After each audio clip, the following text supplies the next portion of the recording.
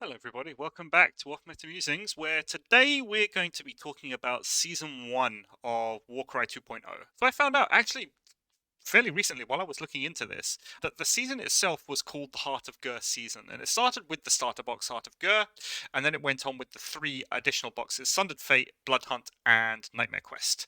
We're done with Season 1 now. Everything is absolutely complete as far as Games Workshop's roadmap goes. So I thought I'd take a look at it, kind of a retrospective look, see what Games Workshop did with its 4 boxes, see what they did well, what they could have done better, and where I think we might be able to go in a second season if and when it comes. In numbers, yeah, 21 barricades. So this is what was in the boxes themselves, the 4 boxes that you got. You got 21 barricades, 10 bamboo bridges, 9 warbands, 8 gnarloaks, 4 bamboo palisades, 1 giant vertebrae, 1 giant skull, and 1 realm shaper engine. Now, they said right at the very beginning that the idea is you buy all of the boxes and then you have enough terrain to make a full Age of Sigmar board, and then you're playing your Warcry along each of those individual boxes. The big problem here, which we're going to see going forward, is just the amount of duplicate terrain. All those barricades, all those bridges, and all those gnarloaks were basically duplicates going across the entire set. And that's one of the problems that players mention when they talk about these Warcry boxes, but we're going to get onto that a little bit later. The timeline itself, so we started in August 2022 with the Heart of Gur box. That came with Rotmire Creed versus Horns of Hashut, and interestingly, we also got the Chaos Legionnaires along with their Centaurian Marshal, almost completely separate to all of these releases, but it was just an additional warband. That's why in total this season we got 9 warbands instead of just 8 that came in the boxes. So I found that really interesting that they wanted to release an additional warband along with the starter set, but it seems to have worked really. The Chaos Legionnaires are very popular and they continue to be popular to this day. And then in November, we got the first FAQ. We know the problems with the FAQ. It was supposed to come out in September. It was dated like that, but it didn't come out a couple of months after. And we also got the first mention of Bladeborn in White Dwarf, which was really interesting for the game. No real indication from Games Workshop that they were legal in match play, but we'd have to wait a few months to get that confirmation from them so we could start building with Bladeborn in our lists.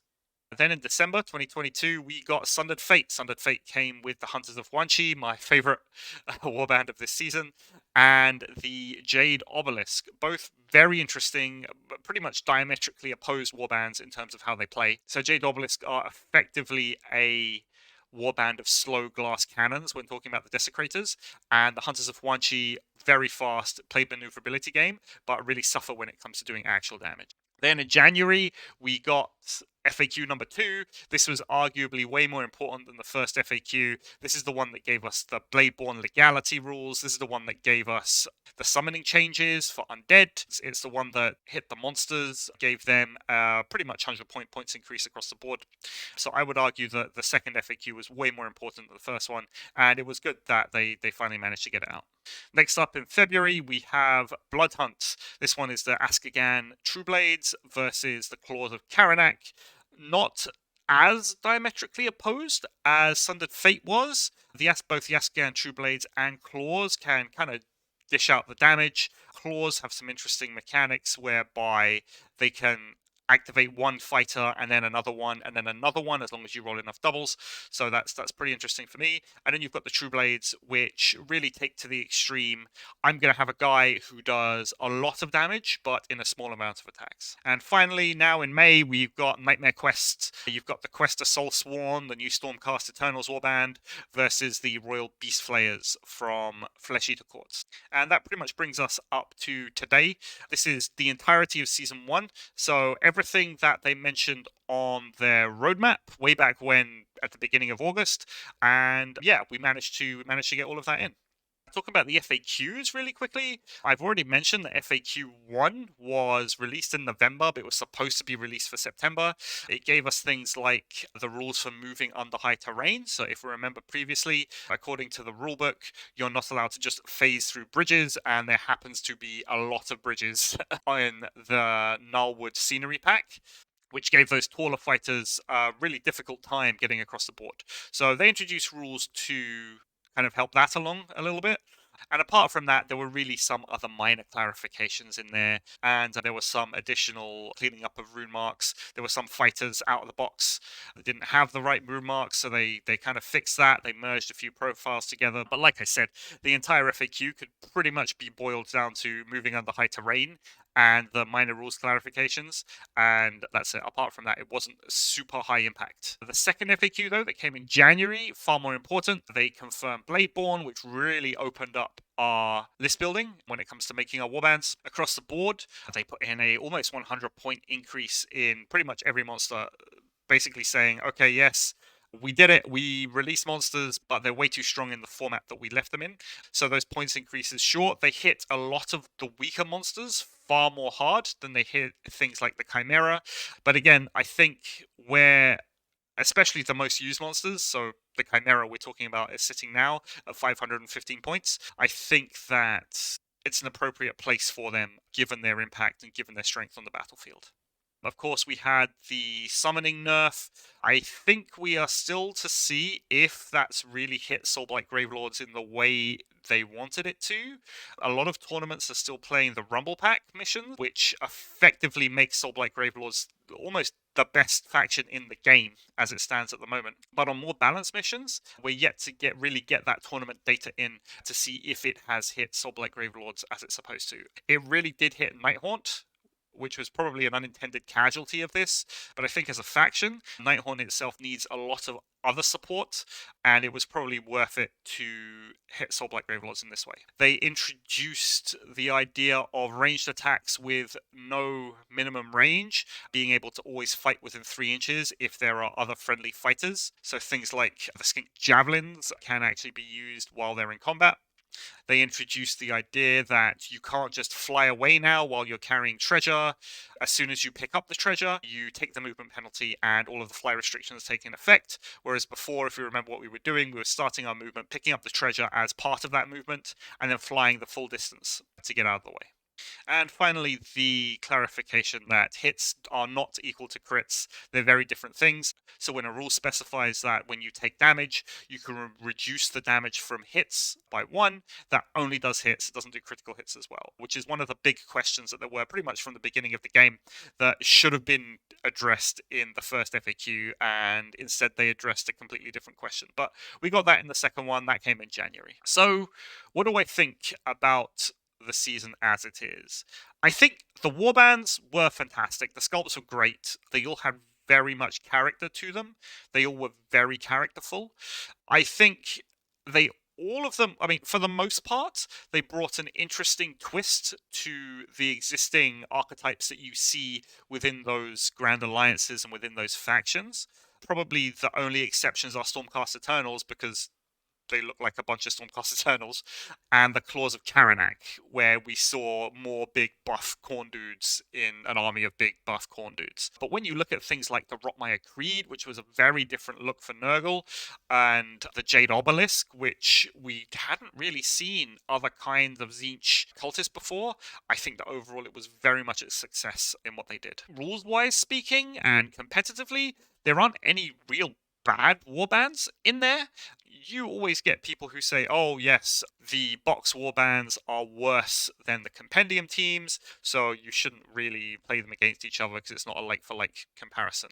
I think once you start building any of those 9 warbands with competition in mind and build them towards the missions that you're looking to build them towards, any of them can be competitive. Any of them can go 3-1 at an event. Some of them have the potential to top events because they have those tools.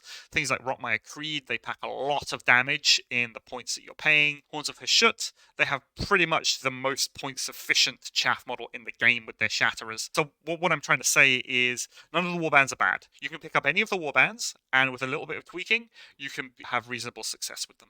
And then finally, one of the things things that a lot of the community were asking for was to move away from the whole chaos versus chaos thing. In the first version of Warcry, all of the boxes were, this is a chaos warband versus another chaos warband, and that kind of got old really quick, I think. There's only so far that you can go with that. So they started to branch out. They introduced things like the Hunters of Wanchi. They introduced warbands like the Askagan True Blades, which I think was a very welcome departure, and I hope it's something that they continue doing going forward. Looking at their roadmap, we see a lot less chaos in there, which is very good, and it gives the other Grand Alliances really something to do, and it gives them some time to shine. On the downside of things, I think the terrain diversity is really the biggest gripe that most players have. You got 8 of those Narloks if you bought all of the boxes, and no one wants to build those Narloks. They are probably one of the most fiddly kits that I've ever had to build myself. If you had one set with the Narloks, or even maybe 2, I think that would have been appropriate, but you didn't need all of them. I mean, we're sitting in the heart of Gur. We're supposed to be fighting around a Crash Lizardman ship. They could have done far more with things like ziggurats and with all sorts of Lizardman iconography, big old towers, arcane engines, that kind of thing. And I don't think that we needed nearly so many Narloks in those sets. Another one of my personal gripes is that despite none of the warbands actually being bad, there was nothing really standout when compared to the compendium teams. Now, I'm thinking specifically as a comparison to Kill Team, where they released the compendium, and the compendium was more like a stopgap until they released the bespoke teams themselves in the boxes and with the White Dwarf updates. They didn't do that with Warcry, so what you had is the compendium teams, which were just as good and sometimes better than the teams in Heart of Gur, simply because they have the variety to be able to pick pretty much from an entire Age of Sigmar's army worth of fighters.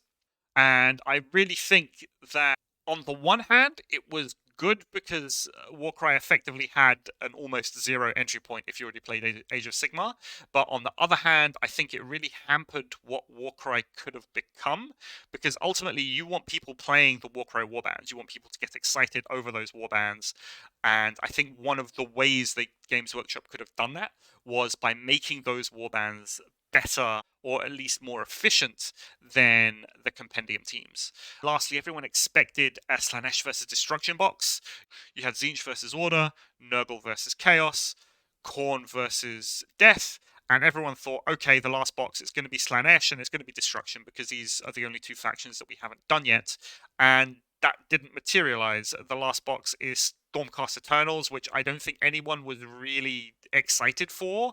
Stormcast Eternals, they kind of get a little bit of a bad rap. Ever since the beginning of Age of Sigmar, it's kind of stuck around with them being the fantasy space marine faction, and it's like the starter faction that everyone gets into. So I don't know if anyone was really asking for Stormcast Eternals, but that's what we got. It was nice to see Flesh Eater Courts in there, but we already had a Death Warband, so I think if Games Workshop did the whole Slanesh versus Destruction, that would have at least given 8 different warbands from different Grand Alliances.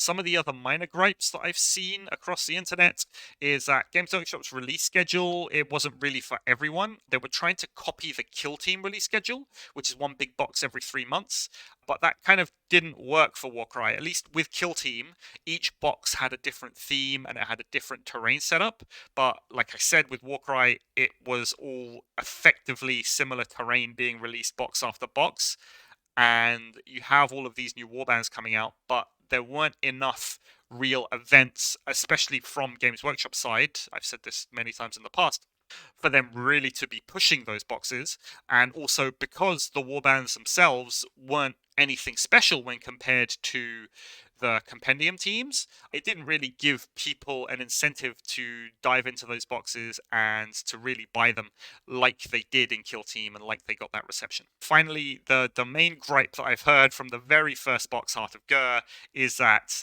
if the Horns of Hashut were actually Chaos Dwarves, then it's way more likely that the game would have had more traction, even if it's just for that nostalgia case where people love Chaos Dwarves, so they would really be itching to buy a warband of Chaos Dwarves. Even if they could only take that unit and use it in their Age of Sigmar armies, it would have really sold, I think. And I'm in agreement with that. Chaos Dwarves have this weird nostalgia to them that people really love. Is kind of one of the reasons why the Horus Heresy is so popular and why Games Workshop is going to be pursuing the old world for the last edition of Warhammer Fantasy. And yeah, I think it's really a missed opportunity on their part. We've got the People's Choice. I did this poll on YouTube, and we've got some results out of it. So thank you everybody for doing that and helping me out here. The most popular box out of the entire set we're looking at was Heart of Gur with 31% of the votes. Then Blood Hunt, 27%, Sundered Fate, 22%, and Nightmare Quest with 20%. From the comments there, we're pretty much in agreement that Heart of Gur and Blood Hunt had the best terrain. Heart of Gur because it had the most terrain, being the starter set, and Blood Hunt because you got something different. You got those bamboo palisades, which were quite interesting, and it helped like block off parts of the battlefield that otherwise you don't really see in the other terrain. People also agree that Heart of Gur offered the best all-round experience. You had two really well-rounded warbands fighting against each other, and you had everything in there. You had the terrain, you had the dice, you had the board, you had tokens, all that kind of stuff that you didn't get in the other three boxes. It seemed that Bloodhunt's miniatures, so the Askagan True Blades and the Claws of Karanak, resonated most with the community. People love samurai vampires. What can I say? And apparently they like fleshhounds also. So that's one of the more interesting things. I thought I would have really thought that the Jade Obelisk would have been one of the community's favorites, but overall it seemed like the True Blades, they really hit the nail on the head with those ones, and they really hit an aesthetic that people seem to love. The player base also said that thematically, Sundered Fate had the best teams, and I kind of agree with them. I've already talked about that kind of diametrically opposed two different play styles that the two teams in Sundered Fate had. The way they played, completely different. Their themes, completely different. Even how they look on the tabletop. You've got the Jade Obelisk with these really solid, stoic miniatures, and the Hunters of Wanshi leaping over logs. You've got the Pterodons in there. You've got the claws. You've got all like the ancient tech, all that kind of thing. So that's really what resonated with the community from that box. And yeah, lastly, the main gripe being that all non-Heart of Gur boxes suffered from those Narlogs. Again, so Games Workshop, next time you do this, different terrain in the boxes, please. I think overall, as a player who started playing Warcry with this season, I never played the original Warcry itself. I think it was really good. I kind of liked the pacing of the releases. I think any failings that Games Workshop had were really down to their own issues after seeing how Heart of Gur performed and then deciding, okay, well, we're not going to support this game in terms of events. We're not going to do things like a Masters series. We're not going to run events at big conventions like Adepticon and Nova.